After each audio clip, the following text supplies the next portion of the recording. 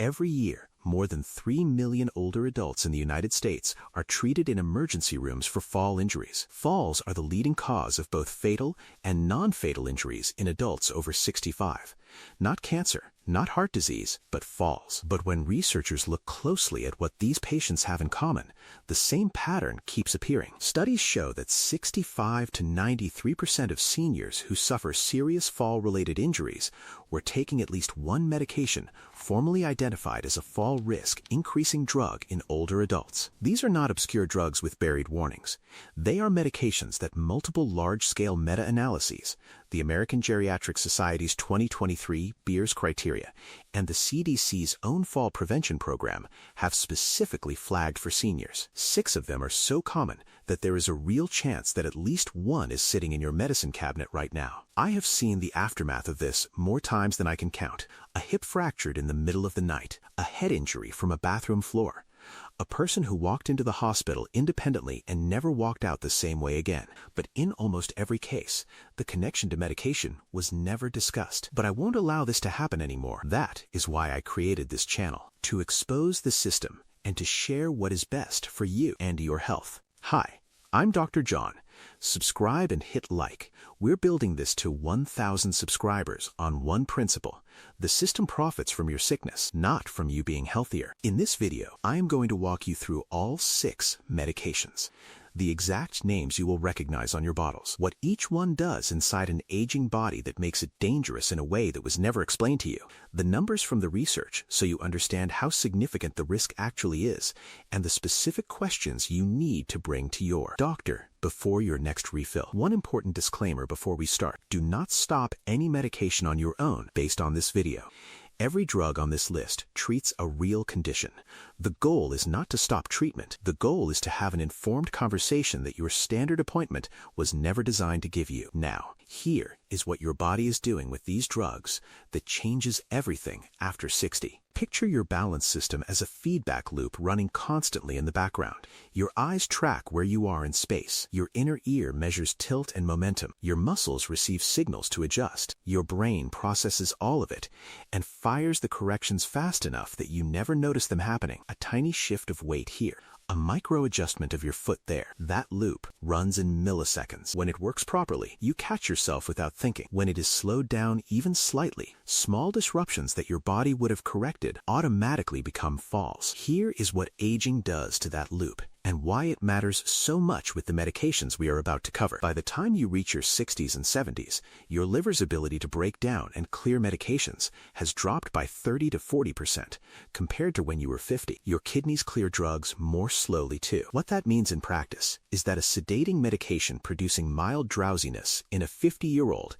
can produce prolonged, heavier sedation in a 75-year-old taking the exact same dose. The drug stays in the system longer, the effect runs deeper, and the balance feedback loop, already working with less reserve than it had 20 years ago, gets slowed further at exactly the wrong moments. The step down from a curb, the edge of a rug, the bathroom at 3 in the morning. But here is the detail that multiplies everything: polypharmacy. Most seniors are not taking one medication. They are taking several. The CDC STEADY program identifies polypharmacy as a primary multiplier of fall risk because the sedative and balance disrupting effects compound in ways no single prescription label can predict. With that foundation clear, here are the 6 drugs the research consistently identifies as the most common contributors to fall risk in older adults. The first class is the one I want you to check for tonight: benzodiazepines. Lorazepam, sold as Ativan; diazepam, sold as Valium; alprazolam, sold as Xanax; and the closely related Z drugs, primarily zolpidem, sold as Ambien. These are the medications most commonly prescribed for anxiety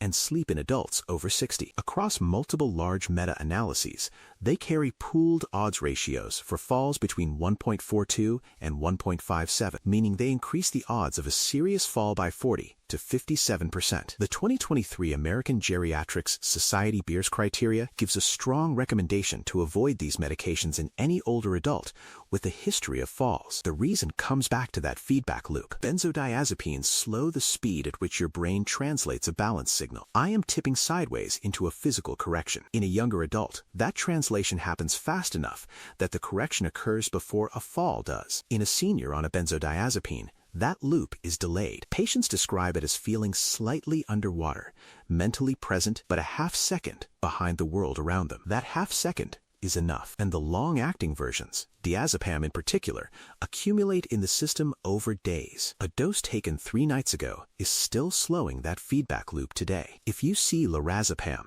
diazepam, alprazolam, or zolpidem on any bottle in your cabinet, and you have never had a specific fall risk conversation with your doctor about it, that is the gap this video is asking you to close. The second class is the one that surprises people the most. Antidepressants, particularly SSRIs like sertraline and citalopram, and the older tricyclic antidepressants, carry pooled odds ratios for falls between 1.57 and 1.68, with some subgroup analyses reaching up to 2.0 in older adults. The 2018 Sepala meta-analysis published in the Journal of the American Medical Directors Association placed antidepressants at or near the top of every risk ranking for this age group. They are among the most commonly prescribed medications in seniors, used not only for depression, but for anxiety, chronic pain, and sleep. 3 mechanisms run at the same time. The first is sedation, which produces the same delayed balance correction we covered with benzodiazepines. The second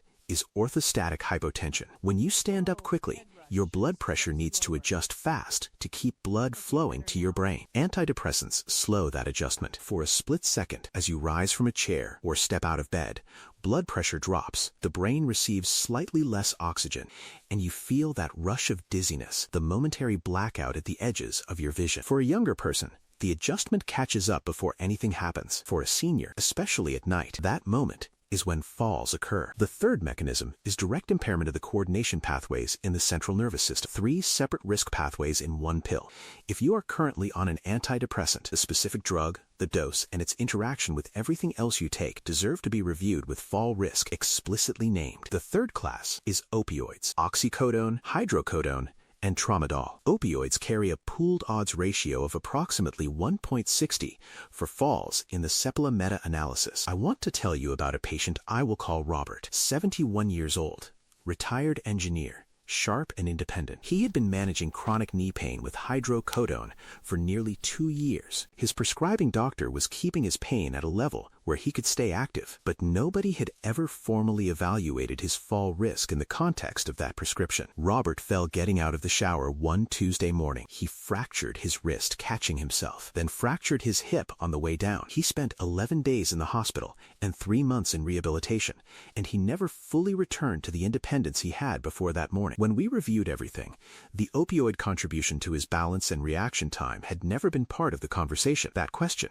has anyone talked to you about your fall risk, was never asked. Opioids produce sedation, dizziness, particularly with new prescriptions or dose increases, and confusion in older adults at higher rates because of slower drug clearance. If you are managing chronic pain with an opioid and are also taking anything else that affects the central nervous system, the combined sedative load needs to be evaluated with your fall risk as a named item. The fourth class deserves particularly close attention because many people taking these medications do not fully understand why they were prescribed or the full risk profile. Antipsychotics, quetiapine sold as Seroquel and risperidone, among the most common, carry pooled odds ratios between 1.54 and 1.59 for falls. The Wolcott 2009 meta-analysis in JAMA Internal Medicine and the 2023 Beers criteria both flag them with strong language due to fall and fracture risk. A growing concern in the research is that antipsychotics are increasingly prescribed off-label to seniors for sleep difficulties and behavioral agitation rather than for psychosis. Seroquel in particular has become a widely used sleep aid. The gap is not that these prescriptions are made carelessly. The gap is that when a medication is used off-label, the informed consent conversation is often less thorough. Patients are told it will help them sleep. The fall risk profile, sedation, disruption of motor coordination, and orthostatic hypotension that make nighttime bathroom trips dangerous do not always receive the detail it deserves. If you or someone you love is taking any antipsychotic and has never had a specific fall risk discussion, that is the conversation to request at the next appointment. The fifth class has quietly become one of the most prescribed categories in older adults, and its relationship to fall risk is more nuanced. Gabapentinoids, gabapentin sold as Neurontin and pregabalin sold as Lyrica, have been associated with increased fall risk in many studies. primarily through dizziness, ataxia, sedation, and cognitive effects that can disrupt the balance feedback loop. The Sepala meta-analysis and the 2023 Beers criteria both include them in fall risk guidance. More recent research, including a 2025 study on neuropathic pain, shows a mixed picture depending on the patient profile and what the drug is being compared to. What the research consistently agrees on is that dizziness and unsteadiness are among the most commonly reported side effects in older adults. Gabapentinoids work by reducing the excitability of neurons to calm overactive nerve signals. If you are taking gabapentin or pregabalin and have noticed any new dizziness or unsteadiness, that is a documented pharmacological effect worth raising explicitly with your doctor. Dose adjustment or timing changes can often make a meaningful difference. The sixth class is the one most likely to be in your cabinet right now without a prescription, and the one people most consistently underestimate because it does not feel like a real medication. Go to your medicine cabinet and grab every bottle with PM on the label. Tylenol PM, Advil PM, Aleve PM, Zquil, Unisom, Benadryl. Look at the active ingredients. If you see diphenhydramine, here is what that drug is doing in an older body. Diphenhydramine is a strongly anticholinergic medication.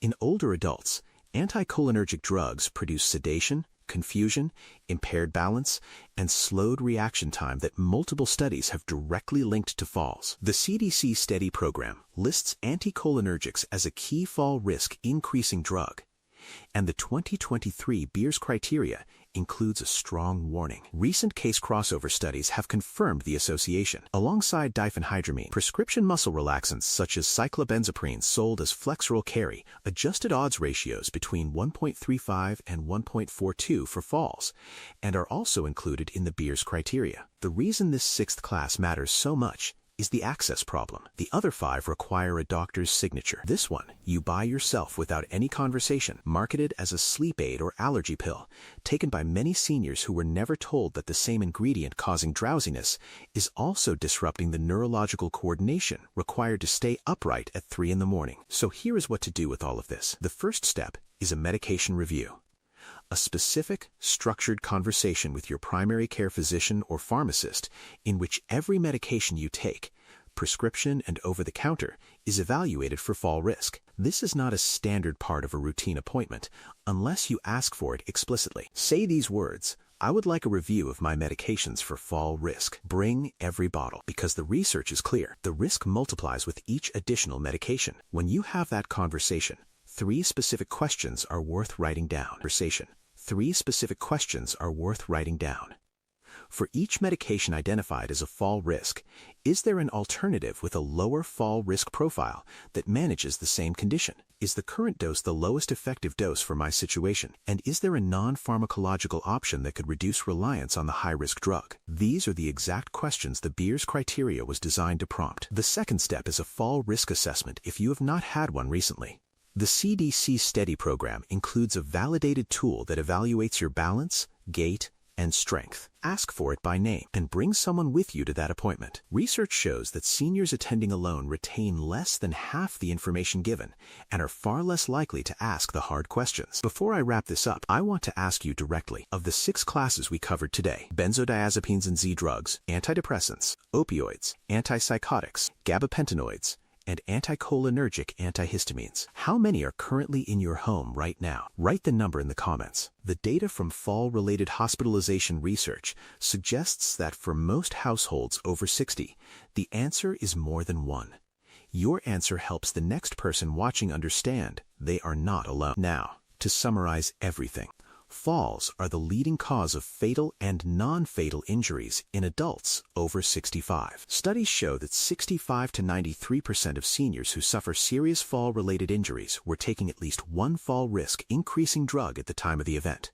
The 6 most common of those drugs, confirmed across the Sepala 2018 meta-analysis, the Wolcott 2009 meta-analysis, the 2023 American Geriatrics Society Beers criteria, and the CDC STEADY program, are benzodiazepines and Z drugs, antidepressants, opioids, antipsychotics, gabapentinoids, and anticholinergic antihistamines. All of these risks amplify with age-related changes in drug clearance and multiply when combined with other medications. These are not bad drugs.